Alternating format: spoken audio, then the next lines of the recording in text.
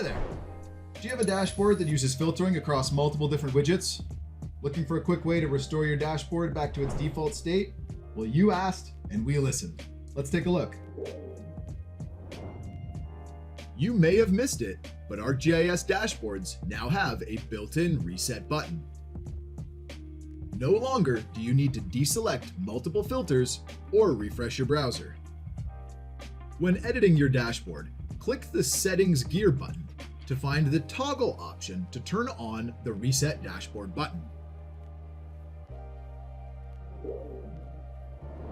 Once applied, this reset button only appears when there has been an interaction with the dashboard.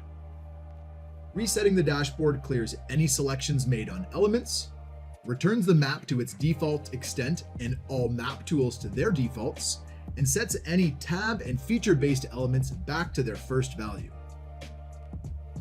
So really, everything. What other features would you like to see in dashboards? Let us know in the comments below. Thanks for watching.